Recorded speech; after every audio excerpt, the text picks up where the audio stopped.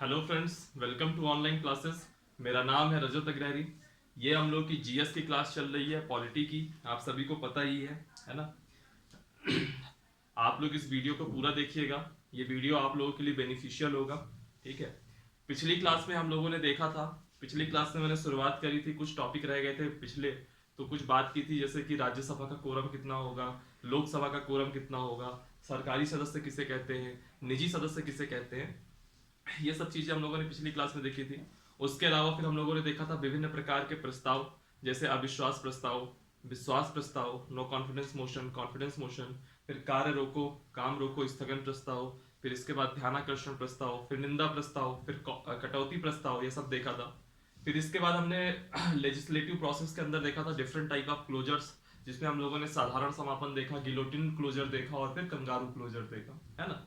फिर इसके बाद कुछ टर्मिनोलॉजीज थी, जैसे क्वेश्चन आवर, जीरो आवर किसे कहते हैं, क्वेश्चन आवर किसे कहते हैं, जीरो आवर किसे कहते हैं, शून्य काल, प्रश्न काल, आधे घंटे की चर्चा किसे कहते हैं, है ना। हंग पार्लियामेंट किसे कहते हैं, लेम डक सेशन किसे कहते हैं। ये सब चीजें हम लोगों ने, किचन कैबिनेट किसे कहते हैं, ये सब चीजें हम लोगों ने पिछली क्लास में देखी थी। उसके आगे आज हम लोग बात करेंगे कि भारत की विभिन्न प्रकार की निधियां।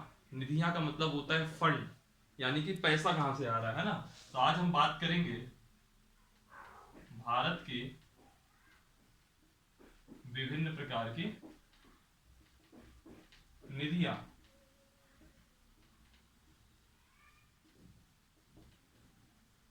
निधियां को हम कहेंगे फंड्स। तो different types of funds of India. ठीक है, इसकी हम आज बात करेंगे, डिफरेंट टाइप्स ऑफ फंड्स। जो निधियां होती है हमारे यहाँ, तीन प्रकार की निधियां हैं। देखिएगा, जो हम लोग को तीन पढ़नी है उसकी मैं बात करता हूं अभी। तीन प्रकार की निधियां हैं। सबसे पहले आता है संचित निधि। जब हमने सीएजी वगैरह पढ़ा था तो कहते थे कि उनका जो वेतन है वो संचित निधि पर भारित होता है। तब मैंने आपको कहा था कि मैं संचित निधि आगे बताऊंगा, तो वो समय अब आ गया है। संचित निधि, कंसोलिडेटेड फंड कहते हैं इसको। फिर इसके बाद आएगा आकस्मिक निधि। आकस्मिक निधि, कंटिजेंसी फंड कहते हैं इसको। फिर लास्ट में आता है लोक लेखा। लोक लेखा। तो ये तीन जो है हमको निधियां पढ़नी है। ये तीन निधि भारत की है। ठीक है, चलिए एक एक करके हम इन निधियों को देखते हैं कि संचित निधि क्या है, संचित निधि से किस टाइप के क्वेश्चन आते हैं, आकस्मिक निधि से किस टाइप के क्वेश्चन आते हैं, और लोक लेखा से किस टाइप के क्वेश्चन आते हैं। यही हम लोग को देखना है। चलिए आगे के क्वेश्चंस में आज इसी को देखते हैं पूरा। सबसे पहला आता है आपका संचित निधि, भारत की संचित निधि, कंसोलिडेटेड फंड ऑफ इंडिया।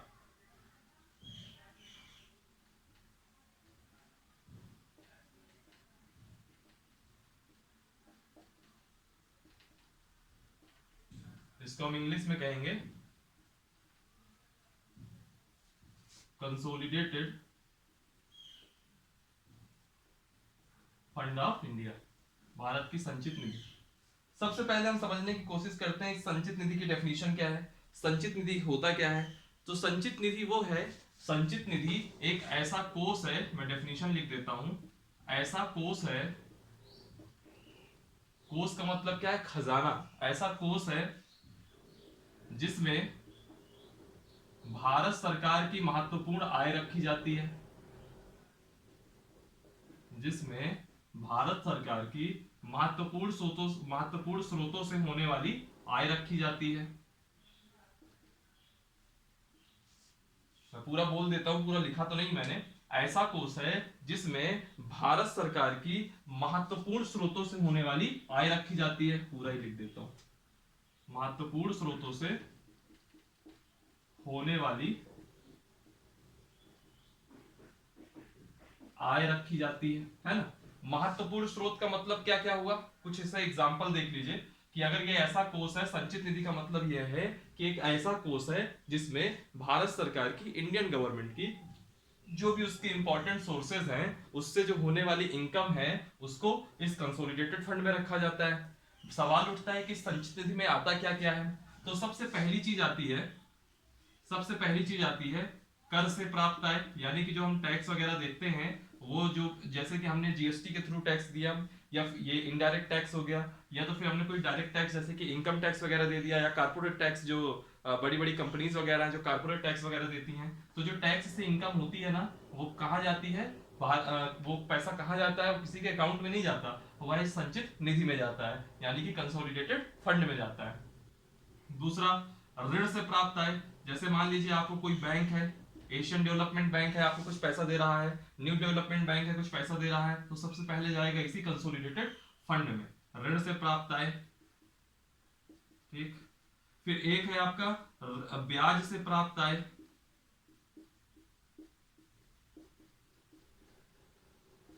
ब्याज से प्राप्त आय को समझिए, जैसे मान लीजिए कि भारत सरकार ने मान लीजिए भारत सरकार ने बांग्लादेश को $100 मिलियन का कर्जा दे दिया। अब $100 मिलियन का जो कर्जा दिया, तो ऐसे फ्री में तो नहीं दिया होगा, भले इंटरेस्ट रेट कम होगा लेकिन कुछ ना कुछ तो इंटरेस्ट होगा।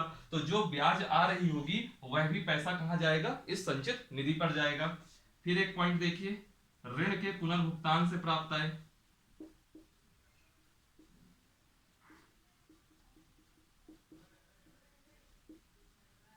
ऋण के पुनर्भुगतान से प्राप्त आय। अब जैसे हमने बांग्लादेश को दिया है कर्जा, अब वो बांग्लादेश क्या करता है, अभी तक तो ब्याज दे रहा था, अब उसके पास कहीं पैसा हो गया तो उसने क्या किया कि हमारा पूरा का पूरा पैसा हमको लौटा दिया। तो जो हमारा पैसा वो हमको लौटा लेगा, उसको हम कहेंगे ऋण के पुनर्भुगतान से प्राप्त आय। तो वह पैसा कहाँ जाएगा, इसी संचित निधि पर जाएगा। और एक पॉइंट और देख लीजिए, इसमें जो सरकारी कंपनियां होती हैं, पीएसयूज वगैरह, जैसे ओएनजीसी वगैरह है ना, ओएनजीसी है, एनटीपीसी है, मिनी रत्ना, महारत्ना, ये सब जो नवरत्ना, ये जितनी कंपनी होती हैं, नवरत्ना नहीं, मिनी रत्ना, महारत्ना, तो जो सरकारी कंपनियों से प्राप्त आय, यानी कि जो पीएसयूज वगैरह होती हैं, पब्लिक सेक्टर कंपनीज होती हैं, जब हम इकोनॉमिक्स पढ़ेंगे तो हम देखेंगे कि इसका पैसा जो आता है वो एक बहुत अच्छे रूप में खर्च होता है। मतलब जो इंडिया की जितनी भी सोशल इकोनॉमिक स्कीम्स हैं, सामाजिक आर्थिक न्याय लाने वाली जितनी स्कीम है, उनमें मेन पैसा इसी से आता है, सरकारी कंपनियों से जो आय प्राप्त होती है। और जो आपका ये नाबार्ड वगैरह है ना, नाबार्ड वगैरह, इन सबको भी पैसा सरकारी कंपनियों से प्राप्त आय का एक बड़ा हिस्सा उसमें भी जाता है। चलिए वो सब चीजें हम इकोनॉमिक्स में देखेंगे, अभी फिलहाल पॉलिटी में है। टैक्स से कोई आय आती है, डेप्ट से कोई आय आती है, जो हमने ऋण दे रखा है, सॉरी जो हम ऋण लेते हैं कहीं से, ब्याज से जो आय मिलती है, ऋण के पुनर्भुगतान से जो आय मिलती है, सरकारी कंपनियों से जो आय मिलती है, यह सब चीजें आपकी किसमें आती है, कंसोलिडेटेड फंड में। और यकीन मानिए जो मैं अभी आपको पढ़ा रहा हूं, इससे जल्दी कोई क्वेश्चन नहीं बनेगा, इससे जल्दी कोई क्वेश्चन नहीं बनेगा। यह सिर्फ और सिर्फ आप लोगों को समझाने के लिए था और कुछ नहीं, कि कंसोलिडेटेड फंड का मतलब क्या होता है। ठीक है, अब जो मैं कंसोलिडेटेड फंड में बताने जा रहा हूं, क्वेश्चन आपका इससे आता है। सबसे पहली चीज यह पूछता है कि भारत की जो संचित निधि है यह किस अनुच्छेद से संबंधित है। अब देखिए मैं एक एक चीज लिखता जाऊंगा और जो जो लिखूंगा हर एक चीज का क्वेश्चन बनता है।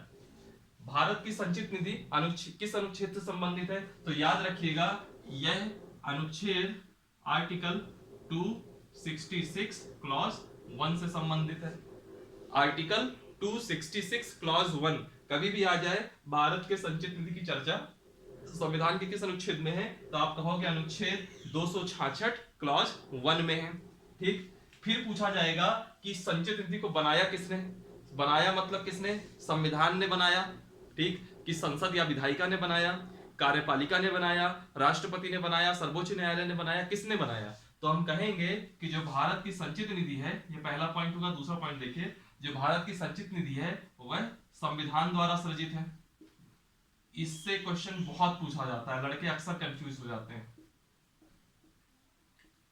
संविधान द्वारा सृजित है, संविधान द्वारा सृजित है, ये पॉइंट याद रखिएगा। यानी कि इसको बनाया किसने, संविधान ने। यानी कि जब 26 जनवरी 1950 को जब हमारे पास संविधान आया होगा, जब संविधान लागू हुआ होगा, तो उस समय आर्टिकल 266 क्लॉज 1 में संविधान के द्वारा इसकी संरचना हो चुकी हुई होगी, संचित निधि पहले से बना रहा होगा। ठीक है, और फिर सवाल उठता है संचित निधि के अंदर जो पैसा होता है उसको खर्च कौन करता है, यानी कि वह किसके कंट्रोल में है, व्यय करने के लिए, एक्सपेंडिचर करने के लिए, हिंदी में कहते हैं किसके व्ययनाधीन है, यह बताइए आप। उसके पहले मैं एक चीज बता दूं, ऑप्शन कैसे आएंगे। ऑप्शन आएगा कि यह विधायिका या संसद के व्ययनाधीन है, या कार्यपालिका के व्ययनाधीन है, कि अदालत न्यायालय के, कि राष्ट्रपति के, कुछ भी आए तो आप कहिएगा कि यह विधायिका। अब विधायिका का मतलब क्या हुआ, संसद, विधायिका यानी कि संसद के व्ययनाधीन है।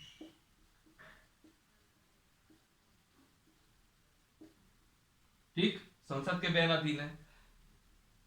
पैसा खर्च कौन करता है, सिंपल भाषा में समझिए, पैसा खर्च कौन करता है, संसद खर्च करती है।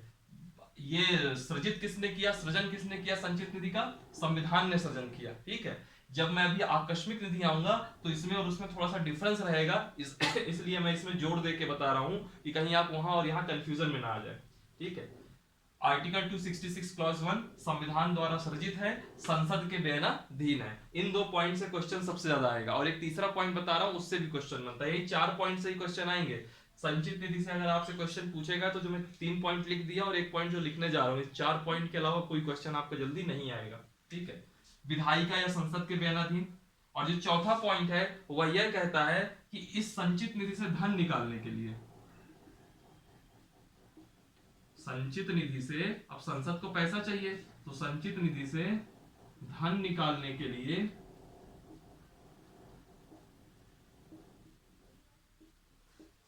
जिस विधेयक का प्रयोग होता है, जिस विधेयक का उपयोग होता है, उसे हम क्या कहते हैं, विनियोग विधेयक। ये क्वेश्चन आएगा। बस यही 4 टर्म है और उसके अलावा कुछ नहीं है। विनियोग विधेयक, इसको इंग्लिश में क्या कहते हैं, एप्रोप्रिएशन बिल।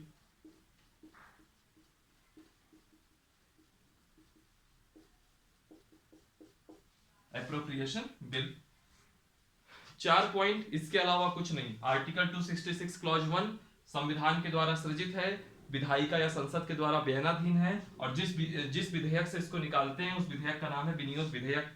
अब आप थोड़ा एक हाइपोथेटिकल सिचुएशन में मैं लेके जा रहा हूं कि आप सब लोग मेंबर ऑफ पार्लियामेंट हैं, यानी कि संसद के सदस्य हैं। मैटर नहीं करता कि आप किस पार्टी के सदस्य हैं। जब विधायिका या संसद की बात आती है तो दल मत देखा करिए कि कौन किस पार्टी से सांसद है। यहाँ मतलब सारे के सारे उन 545 सदस्यों की बात हो रही है जो कि लोकसभा के अंदर बैठे हैं। 545 कहिए, 543 कहिए, अभी उन 543 की बात हो रही है जो लोकसभा के अंदर बैठे हैं। समझ रहे हैं?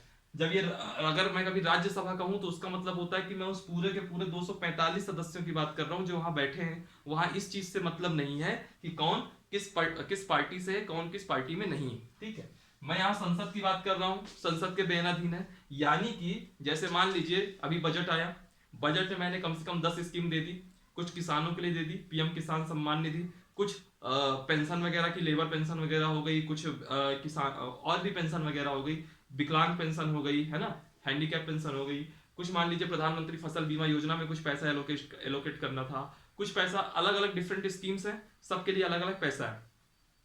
ठीक है, किसी को स्मार्ट सिटी में पैसा देना है, मतलब 50 योजनाएं हैं, हर योजना में कुछ ना कुछ पैसा एलोकेट करना है। तो बजट में हो गया कि 100 करोड़ इस योजना में दे दिया, 500 करोड़ इस योजना में लगेगा, 1000 करोड़ इस योजना में लगेगा, 1200 करोड़ इस योजना में लगेगा। तो क्या बजट में लिख देने से पैसा मिल जाता है क्या?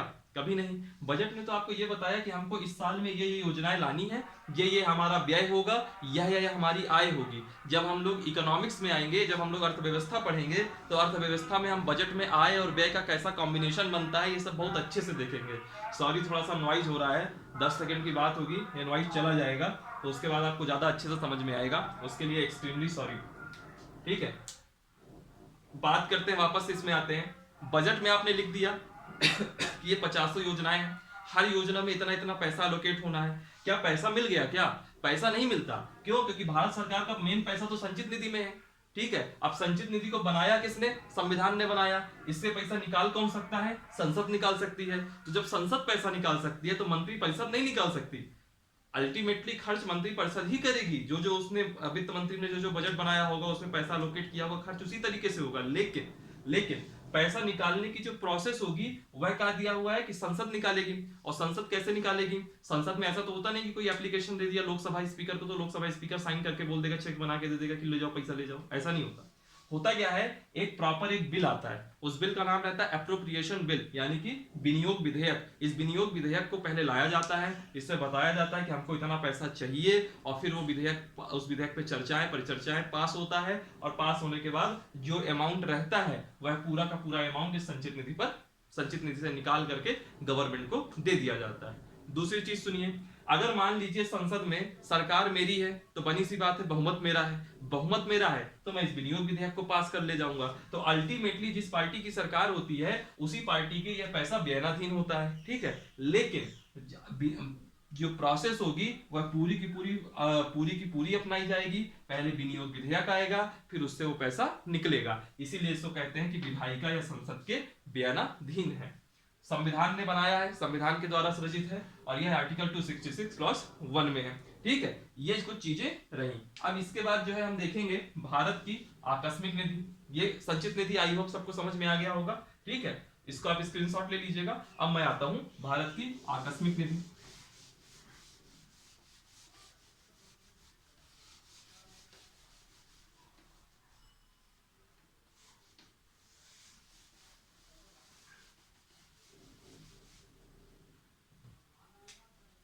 अब हम आते हैं भारत की आकस्मिक निधि।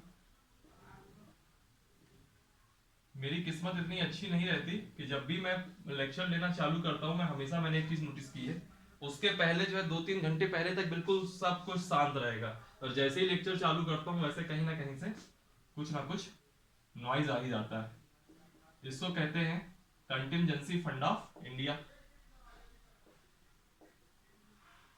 भारत की आकस्मिक निधि, ठीक है। सबसे पहले मैं बात कर दूं, जैसे मैंने पिछले वाले को बताया, पिछला वाला आर्टिकल 266 क्लॉज 1 में था, याद करिए। संचित निधि 266 क्लॉज 1 में था। भारत की जो आकस्मिक निधि है यह आर्टिकल 267 में है, 267 267 में, अनुच्छेद 267 में आकस्मिक निधि। मैंने उसमें बताया कि वह संविधान के द्वारा सृजित है, वो संविधान के द्वारा सृजित है। तो इसमें याद रखिएगा यह संविधान के द्वारा नहीं बल्कि विधायिका यानी कि संसद ने इसको बनाया है, संसद के द्वारा सृजित है।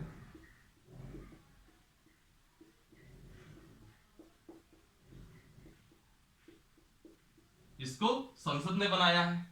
मैंने उसमें बताया, उस वाले में मैंने यह बताया कि जो संचित निधि है वह विधायिका या संसद के व्ययनाधीन है।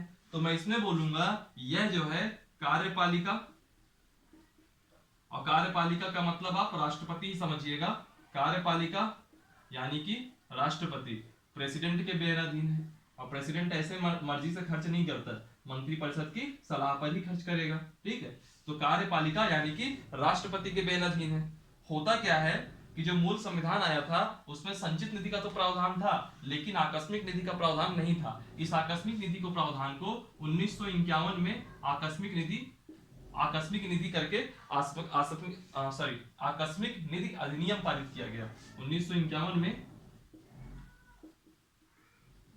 आकस्मिक निधि अधिनियम पारित किया गया, और इसी अधिनियम के अंतर्गत इस आकस्मिक निधि की व्यवस्था की गई। यानी कि 1951 में यह अधिनियम पारित किया गया और तभी आकस्मिक निधि जोड़ा गया। और जब 1951 में बनाया गया यानी कि संविधान द्वारा नहीं आया था, यानी कि संसद ने इसको जोड़ा, तो संसद द्वारा सृजित है। कार्यपालिका या राष्ट्रपति, अब संसद ने अगर सृजित किया, आप देखिए याद करने का तरीका देखिए, सबसे नंबर 1 आप मानेंगे संविधान है, संविधान के नीचे संसद। अगर मैं, ये होता नहीं है, ये क्रम नहीं है कोई, लेकिन मैंने ऐसा आपको समझाने के लिए बना दिया। और इसके नीचे हो गया कार्यपालिका यानी कि राष्ट्रपति या मंत्रिपरिषद, कुछ भी कह लीजिए, ठीक है। उधर क्या हुआ, संचित निधि में इसने सृजित किया तो इसने खर्च किया, इसमें क्या है, इसने सृजित किया तो इसने खर्च किया। मतलब पहले ऊपर ये 2 थे और आकस्मिक निधि में नीचे के ये 2 हो गए, खत्म बात। इस तरह आप लोग याद कर सकते हैं, है ना। ये कोई ट्रिक नहीं है, लेकिन ऐसे आप याद कर सकते हैं। 1951 में आकस्मिक निधि अधिनियम आया, तब इस आकस्मिक निधि की बात हुई। अब देखिए होता क्या है, आकस्मिक निधि नाम से ही लग रहा है कि कहीं कुछ अगर इमरजेंसी हो गई, उस टाइम पे हमको पैसे की जरूरत है, तो इस निधि का उपयोग करते हैं कार्यपालिका, और राष्ट्रपति इससे पैसा निकाल सकता है। तो होता क्या है, इसका उद्देश्य क्या था लाने का, कि आकस्मिक परिस्थितियों में, जो भी आकस्मिक परिस्थिति है, इमरजेंसी सिचुएशन है ना, तो आकस्मिक परिस्थितियों में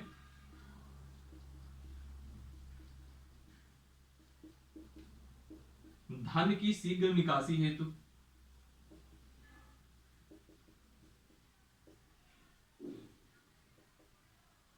धन की शीघ्र निकासी हेतु। और जो ये आया आपका आकस्मिक परिस्थितियों में धन की शीघ्र निकासी हेतु, इसको आप थोड़ा इस तरह देखिएगा मेरी बात। इसमें क्या होता है, मैक्सिमम अभी इस समय जो लिमिट है वो है 500 करोड़ रुपए की। आप समझिए मेरी बात को। मान लीजिए जैसे उस दिन उत्तराखंड में बाढ़ आ गई, ठीक है, उत्तराखंड में अचानक कुछ ग्लेशियर फटा था, कुछ ऐसी दुर्घटना हो गई, या अक्सर मान लीजिए कभी कोई ऐसी सिचुएशन बन गई, कहीं बाढ़ आ गई, कहीं भूकंप आ गया, कहीं कुछ ऐसी सिचुएशन बन गई कि तुरंत हमको वहां पैसा पहुंचाना है, रिलीफ फंड देना है। तो फंड निकालने की व्यवस्था क्या है, संचित निधि में क्या व्यवस्था है कि पहले आप संसद बुलाई जाएगी, अगर सेशन चल रहा है तो कोई बात नहीं, लेकिन अगर सेशन नहीं चल रहा तो उस टाइम पे पहले वह संसद बुलाई जाएगी, फिर वो विनियोग विधेयक लाया जाएगा, फिर वो पैसा पहले बताया जाएगा कि हमको इस वजह से पैसा खर्च करना है, ये पूरा प्रोसेस रहेगा, तब जाके पैसा निकलेगा। अब मान लीजिए अभी भूकंप आ गया, इतनी जल्दी संसद का सदन तो नहीं बैठ जाएगा, है ना, उसकी पूरी एक प्रोसीजर होती है, एक प्रोसेस होती है। तो क्या कहा गया कि एक आकस्मिक निधि बनाइए, एक आकस्मिक निधि का कोष बनाइए, कंटिजेंसी फंड बनाइए, उसमें कुछ पैसा रखिए। उसमें कितना पैसा है इस समय, 500 करोड़ रुपए। 500 करोड़ रुपए उसमें रखिए, ताकि कभी भी कोई इमरजेंसी पड़ जाए उस सिचुएशन में यह विनियोग विधेयक, ये मतलब संचित निधि से पैसा निकालने की जरूरत न पड़े। इस आकस्मिक निधि से इस 500 करोड़ रुपए में 100 करोड़ 200 करोड़ जितना भी रुपए आपको खर्च करना है, राष्ट्रपति तुरंत इसको निकाल सकेगा। राष्ट्रपति का मतलब कार्यपालिका का मतलब यहाँ पे मंत्रिपरिषद ही मानिए, ठीक है, क्योंकि मंत्रिपरिषद जहां चाहेगी इसको खर्च कर सकती है इमरजेंसी में, ठीक है। यानी कि अगर आपको बहुत इमरजेंसी में पैसे की आवश्यकता है तो पूरा संचित निधि का प्रोसीजर अपनाने की जरूरत नहीं है, बल्कि आप इस आकस्मिक निधि में जाइए और पैसा निकाल लीजिए। मैक्सिमम कितना है, 500 करोड़ रुपए। जब बजट होता है ना, तो बजट में 500 करोड़ रुपए इसके लिए अलग से अलोकेट किया जाता है, ठीक है। चलिए अब भारत की आकस्मिक निधि को आप लोग वापस से रिकॉल करिए। अनुच्छेद 267 में है, विधायिका या संसद के द्वारा सृजित है, कार्यपालिका या राष्ट्रपति के बेनाधीन है। 1951 में आकस्मिक निधि अधिनियम पारित हुआ था, तभी से इसको जोड़ा गया था।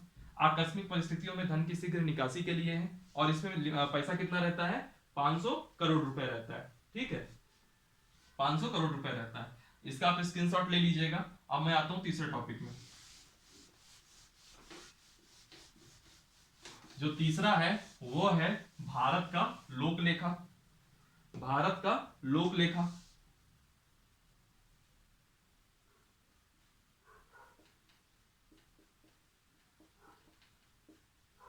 इसको हम इंग्लिश में कहेंगे पब्लिक अकाउंट ऑफ इंडिया।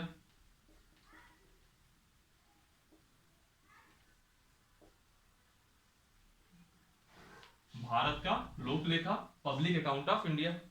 जैसे हम लोगों ने पिछले में देखा, भारत का जो कंटिजेंसी फंड था या कंसोलिडेटेड फंड था, सब में मैंने देखा कि पहले आर्टिकल कौन सा आता है, ठीक है। जैसे consolidated article 266 clause 1, contingency article 267। इसी तरह जो लोक लेखा है, लोक लेखा आपका आता है आर्टिकल 266 क्लॉज 2, 266 क्लॉज 2 में आता है, ठीक है।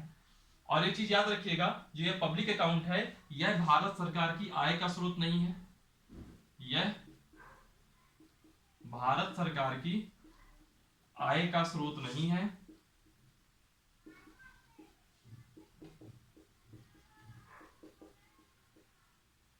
आय का स्रोत नहीं है, ठीक है, याद रखिएगा, भारत सरकार की यह आय का स्रोत नहीं है, भारत सरकार की इनकम इसमें नहीं है। यह ऐसा कोष है, ऐसा कोष है जिसे भारत सरकार के पास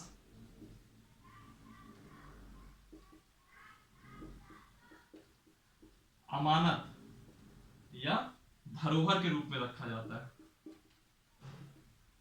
जब मैं एग्जांपल बताऊंगा तो आपको बहुत अच्छे से समझ में आएगा, ठीक।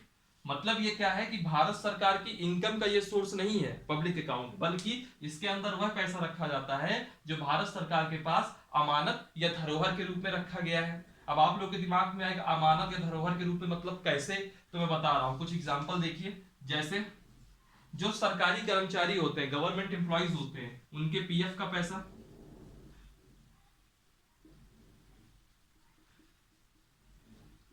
सरकारी कर्मचारियों के प्रोविडेंट फंड का पैसा,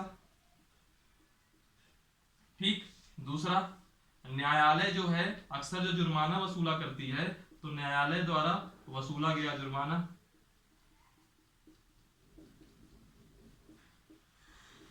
ठीक। और कई बार क्या होता है, जो सरकार बचत पत्र जारी करती है, तो सरकार द्वारा जारी बचत पत्र, उससे जो पैसा मिलेगा वह भी इसी पब्लिक अकाउंट में रखा जाएगा, ठीक। तो आपको कुछ नहीं याद रखना, सिर्फ इतना याद रखना है आर्टिकल 266 क्लॉज 2 में है भारत सरकार की आय का स्रोत नहीं है। ये नहीं कि इसमें जो पैसा है भारत सरकार अपनी किसी योजना में लगा देगी, नहीं, भारत सरकार की आय का स्रोत नहीं है। यह ऐसा कोष है जिसे भारत सरकार के पास अमानत या धरोहर के रूप में रखा जाता है कि मालिक आपके पास रखा हुआ है, जिस दिन मुझको आवश्यकता पड़ेगी मैं इसको यहां से निकाल लूंगा। तो यह है भारत सरकार के पास अमानत या धरोहर के रूप में रखने का मतलब। और इसमें आता क्या क्या है, इसमें आएगा आपका सरकारी कर्मचारियों की पीएफ का पैसा, न्यायालय द्वारा वसूला गया जुर्माना और सरकार द्वारा जारी बचत पत्र।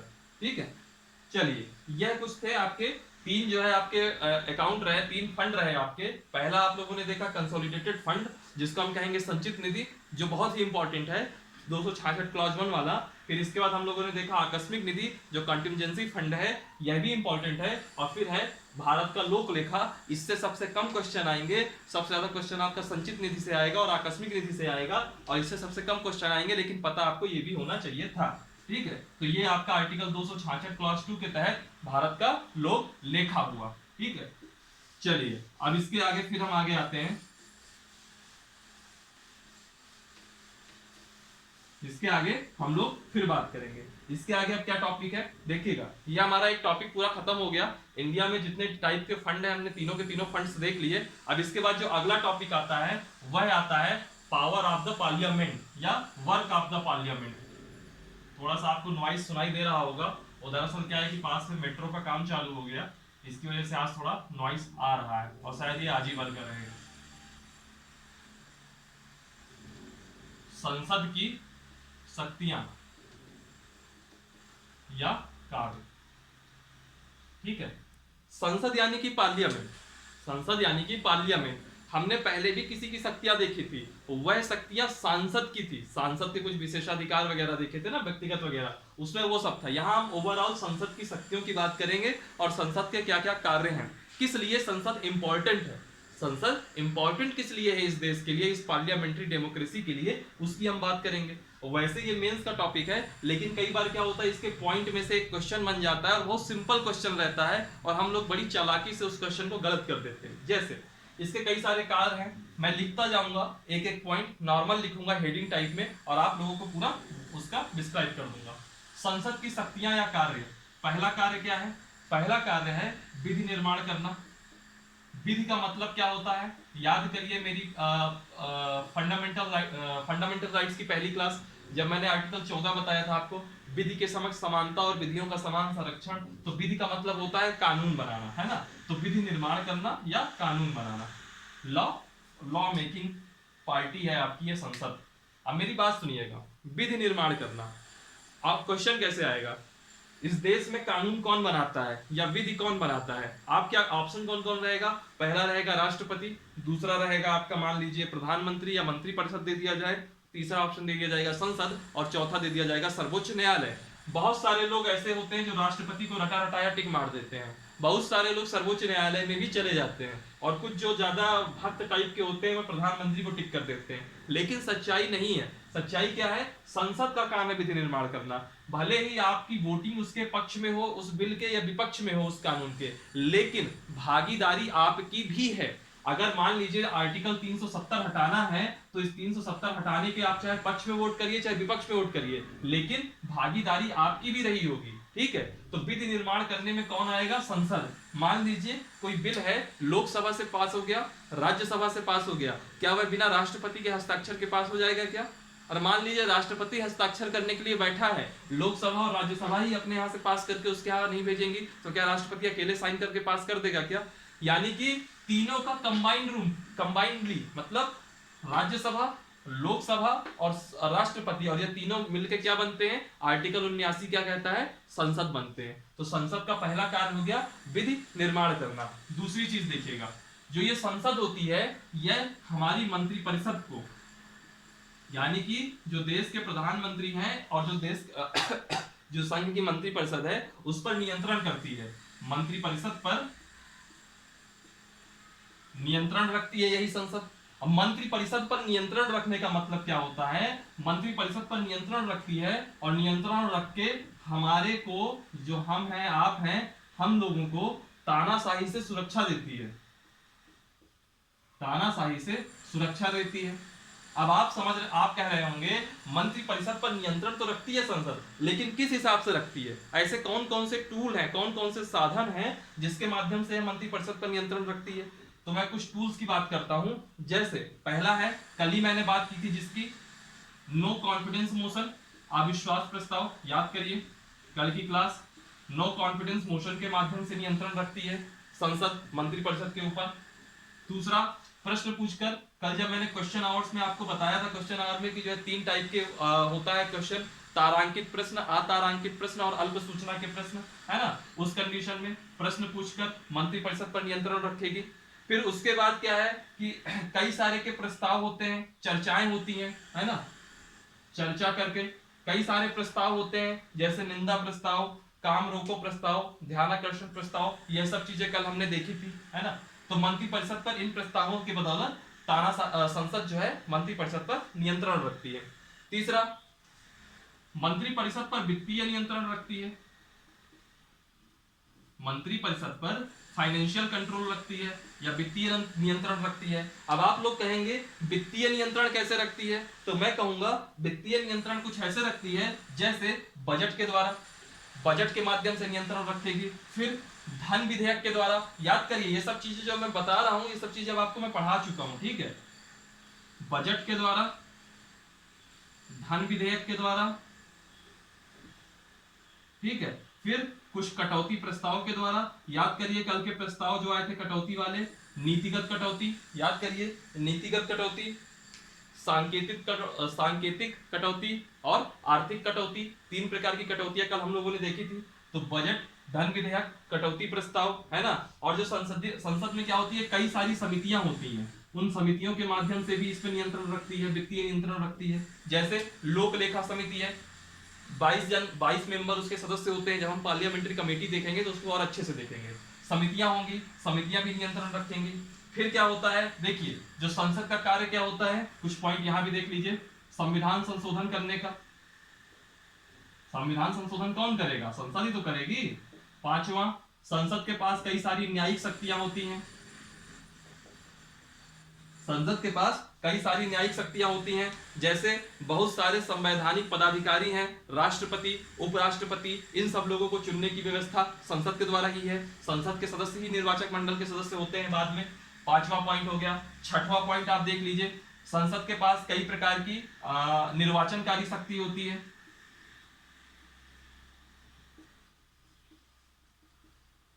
निर्वाचनकारी शक्ति होती है, ठीक है। और एक सेकेंड, निर्वाचनकारी शक्ति का मतलब हुआ कि राष्ट्रपति, उपराष्ट्रपति जैसों के लिए निर्वाचन करना, और न्यायिक शक्ति का मतलब हो गया कि उपराष्ट्रपति, राष्ट्रपति, इन लोगों की पदमुक्ति में भाग लेना, इन लोगों को बाहर करना, यह न्यायिक शक्ति में आता है। और फिर बस यही सब आपके मेन पॉइंट है संसद की शक्तियां या संसद के कार्य के ऊपर। चलिए फिर, आज की क्लास काफी हो गई, पर्याप्त है आज के लिए। तो आज हम लोगों ने मेनली 2 चीजें देखी। पहली, भारत के जितने टाइप के फंड्स होते हैं, तीनों फंड्स देख लिए हम लोगों ने। पहले हमने देखा संचित निधि, पूरी क्लास में रिकॉल करा देता हूं। संचित निधि, संचित निधि के बाद संचित निधि में हम लोगों ने क्या क्या देखा? आर्टिकल 266 क्लॉज 1 संविधान के द्वारा सृजित है, संसद या विधायिका के द्वारा बयानाधीन है। और संचित निधि ऐसा कोष है जिसमें सरकार की जो महत्वपूर्ण स्रोतों से आय है वह सब की सब संचित निधि पे रखी जाती है। फिर संचित निधि से पैसा निकालने के लिए विनियोग विधेयक यानी कि एप्रोप्रिएशन बिल का यूज करते हैं। ये रहा संचित निधि। फिर दूसरा हम लोगों ने देखा आकस्मिक निधि। आकस्मिक निधि क्या हुआ था कि 1951 में आकस्मिक निधि अधिनियम पारित किया गया था और आर्टिकल 267 में आकस्मिक निधि को रखा गया। फिर इसमें 500 करोड़ रुपए तक की व्यवस्था रहती है, आकस्मिक निकासी के लिए होता है। यह संसद के द्वारा या विधायिका के द्वारा सृजित है और कार्यपालिका या राष्ट्रपति के बयानाधीन है। फिर आता था हमारा लोक लेखा, public account. Public account article 266 clause 2 में है। उसमें क्या है कि यह सरकार के खर्च करने के लिए सरकार के आय नहीं है, बल्कि सरकार के रूप में एज अ धरोहर या अमानत रखा हुआ है। उसमें हमने देखा क्या क्या आएगा। तो हमने सबसे पहले उसमें देखा कि आपका जो प्रोविडेंट फंड का पैसा है वो आएगा, न्यायालय द्वारा वसूला गया जुर्माना आएगा और जो सरकार के द्वारा जो बचत पत्र जारी होते हैं उसका पैसा आएगा। फिर हम लोगों ने देखा संसद की शक्तियां या कार्य, तो सबसे पहले देखा विधि निर्माण करना, फिर देखा मंत्रिपरिषद पर नियंत्रण रखना, कई सारे टूल्स हैं, नो कॉन्फिडेंस मोशन, चर्चा करके, प्रश्न पूछ करके, है ना, और भी कई सारे प्रस्ताव हैं, निंदा प्रस्ताव, ध्यानाकर्षण प्रस्ताव, कार्य रोको प्रस्ताव, ये सब चीजें कल हमने देखी भी थी। फिर है वित्तीय नियंत्रण, वित्तीय नियंत्रण बजट के द्वारा, धन विधेयक के द्वारा, कई सारी पार्लियामेंट्री कमिटीज होती हैं उनके माध्यम से। फिर कटौती प्रस्ताव के द्वारा, कटौती प्रस्ताव में भी 3 प्रस्ताव होते हैं, हमने कल की क्लास में देखा था, कौन कौन से याद करिए जरा।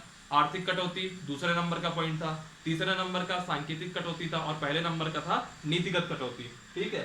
फिर है इसके पास संविधान संशोधन करने की शक्ति, फिर है इसके पास संसद के पास निर्वाचनकारी शक्ति। इसमें क्या होता है, राष्ट्रपति, उपराष्ट्रपति, इन सब की नियुक्ति के लिए जो निर्वाचक मंडल है उसके सदस्य के रूप में संसद के सदस्य ही होते हैं। फिर उसके बाद न्यायिक शक्ति है, उपराष्ट्रपति को हटाना है, राष्ट्रपति को हटाना है, सीएजी जैसे जो बड़े पदाधिकारी है इनको हटाना है, तो उसकी प्रोसेस यही न्यायिक शक्ति के अंतर्गत आती है जो कि संसद के पास है। तो ऐसे करके कुछ संसद की शक्तियां थी या संसद के कार्य थे। चलिए आज की क्लास हम लोग यहीं खत्म करते हैं, है ना। आप लोग ये वीडियो को पूरा देखा करिए और इस वीडियो से रिलेटेड आप नोट्स बनाइए, कहीं कोई डाउट है कमेंट बॉक्स में जाइए और आप बताइए कि इस जगह पे हमको ये चीज समझ में नहीं आई। चलिए फिर आज की क्लास को मैं यहीं खत्म करता हूँ, आप लोग हंसते रहिए और पढ़ते रहिए। और हाँ, इसके जो कमेंट बॉक्स है उस सॉरी डिस्क्रिप्शन बॉक्स है, वहां पे आप देखोगे तो आपको फेसबुक की, इंस्टाग्राम की, टेलीग्राम की, है ना, इन सब की लिंक मिल जाएगी। वहां आप टेलीग्राम जरूर से जरूर ज्वाइन कीजिए, टेलीग्राम आपके लिए बहुत ज्यादा यूजफुल रहेगा, ठीक है। और इस वीडियो को लाइक करिए, कमेंट करिए, सब्सक्राइब करिए और इस लिंक को, इस वीडियो की जो लिंक होती है अपने फ्रेंड्स वगैरह में शेयर कीजिए ताकि दूसरे लोग भी इसको देखें। चलिए फिर आज के लिए इतना ही। Thank you so much.